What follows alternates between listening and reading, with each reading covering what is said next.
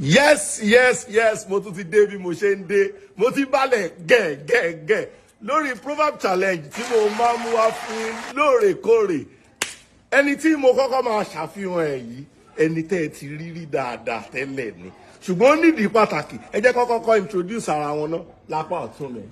yes na me èmi ni ikú lódò ọmọ akú lómi ó kú sílé tán ó dá pọn ògògó sùn wọ́n ṣe bí kúkú lókù ìgbọ́mọdé ọmọ àbílẹ̀jà. olúwa ó ta kókó kí o gbé mi ga olúwa ó ta kókó kí o gbé mi ga ọjọ́ ń lọ lórí mi ò ìgbà kò dúró from story to glory jẹ́ kí ta mi dógò àní kẹ́mi náà fò sí ìta nínú ògo.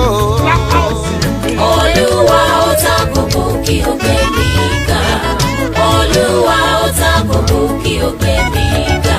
olúwa ó ta kókó kí o gbé mi ga olúwa ó ta kókó kí o gbé mi ga ọjọ́ ń lọ lórí mi ò ìgbà kò dúró from story to glory jẹ́ kí ta mi dógò àní kẹ́mi náà fò sí ìta nínú ògo. olúwa ó ta kókó kí o gbé mi ga olúwa ó ta kókó kí o gbé mi ga. olúwa ó ta kókó kí o gbé mi ga olúwa ó ta kókó kí o gbé mi ga ọjọ́ ń lọ lórí mi ò ìgbà kò dúró from story to glory jẹ́ kí ta mi dógò àní kẹ́mi náà fò sí ìta nínú ògo. olúwa ó ta kókó kí o gbé mi ga olúwa ó ta kókó kí o gbé mi ga.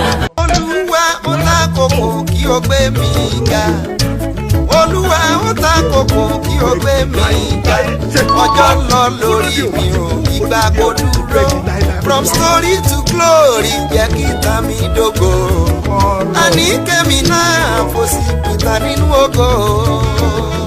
olúwa ó ta kókó kí o gbé mi ga olúwa ó ta kókó kí o gbé mi ga. olúwa ó ta kókó kí o gbé mi ga olúwa ó ta kókó kí o gbé mi ga ọjọ́ ń lọ lórí mi ò ìgbà kò dúró from story to glory jẹ́ kí ta mi dógò àní kẹ́mi náà fò sí ìta nínú ògo. olúwa ó ta kókó kí o gbé mi ga olúwa ó ta kókó kí o gbé mi ga. olúwa ó ta kókó kí o gbé mi ga olúwa ó ta kókó kí o gbé mi ga ọjọ́ ń lọ lórí mi ò ìgbà kò dúró from story to glory jẹ́ kí ta mi dógò àní kẹ́mi náà fò sí ìta nínú ògo. olúwa ó ta kókó kí o gbé mi ga olúwa ó ta kókó kí o gbé mi ga. olúwa ó ta kókó kí o gbé mi ga olúwa ó ta kókó kí o gbé mi ga ọjọ́ ń lọ lórí mi ò ìgbà kò dúró from story to glory jẹ́ kí ta mi dógò àní kẹ́mi náà fò sí ìta nínú ògo. olúwa ó ta kókó kí o gbé mi ga olúwa ó ta kókó kí o gbé mi ga.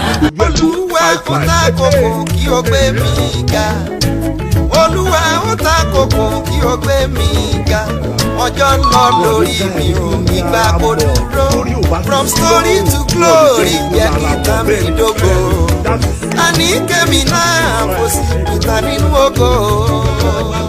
olúwa ó ta kókó kí o gbé mi ga olúwa ó ta kókó kí o gbé mi ga. olúwa ó ta kókó kí o gbé mi ga olúwa ó ta kókó kí o gbé mi ga ọjọ́ ń lọ lórí mi ò ìgbà kò dúró from story to glory jẹ́ kí ta mi dógò àní kẹ́mi náà fò sí ìta nínú ògo. olúwa ó ta kókó kí o gbé mi ga olúwa ó ta kókó kí o gbé mi ga. olúwa ó ta kókó kí o gbé mi ga olúwa ó ta kókó kí o gbé mi ga ọjọ́ ń lọ lórí mi ò ìgbà kò dúró from story to glory jẹ́ kí ta mi dógò. Àní kẹ́mi náà kò sí kúta nínú ògo. Olúwa ó ta kókó kí ó gbé mi ga. Olúwa ó ta kókó kí ó gbé mi ga. Olúwa ó ta kókó kí ó gbé mi ga. Olúwa ó ta kókó kí ó gbé mi ga. Ọjọ́ ń lọ lórí mi ò ìgbà kò dúró. From story to glory jẹ́ kí ta mi dógò. Àní kẹ́mi náà kò sí kúta nínú ògo. Olúwa ó ta kókó kí ó gbé mi ga. Olúwa ó ta kókó kí ó gbé mi ga. Olúwa ó ta kókó kí ó gbé mi ga. Olúwa ó ta kókó kí ó gbé mi ga. Ọjọ́ ń lọ lórí mi ò ìgbà kò dúró. From story to glory jẹ́ kí ta mi dógò. Àní kẹ́mi náà kò sí kúta nínú ògo. Olúwa ó ta kókó kí ó gbé mi ga. Olúwa ó ta kókó kí ó gbé mi ga. Olúwa ó ta kókó kí ó gbé mi ga. Olúwa ó ta kókó kí ó gbé mi ga. Ọjọ́ ń lọ lórí mi ò ìgbà kò dúró. From story to glory jẹ́ kí ta mi dógò. Àní kẹ́mi náà kò sí kúta nínú ògo.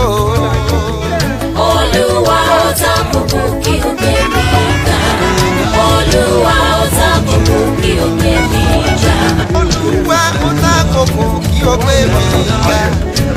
Olúwa ó ta kókó kí ó gbé mi ga. Ọjọ́ ń lọ lórí mi ò ìgbà kò dúró. From story to glory jẹ́ kí ta mi dógò. Àní kẹ́mi náà kò sí kúta nínú ògo. Olúwa ó ta kókó kí ó gbé mi ga. Olúwa ó ta kókó kí ó gbé mi ga. Olúwa ó ta kókó kí ó gbé mi ga. Olúwa ó ta kókó kí ó gbé mi ga. Ọjọ́ ń lọ lórí mi ò ìgbà kò dúró. From story to glory jẹ́ kí ta mi dógò. Àní kẹ́mi náà kò sí kúta nínú ògo. Olúwa ó ta kókó kí ó gbé mi ga. Olúwa ó ta kókó kí ó gbé mi ga. Olúwa ó ta kókó kí ó gbé mi ga. Olúwa ó ta kókó kí ó gbé mi ga. Ọjọ́ ń lọ lórí mi ò ìgbà kò dúró. From story to glory jẹ́ kí ta mi dógò. Àní kẹ́mi náà kò sí kúta nínú ògo. Olúwa ó ta kókó kí ó gbé mi ga.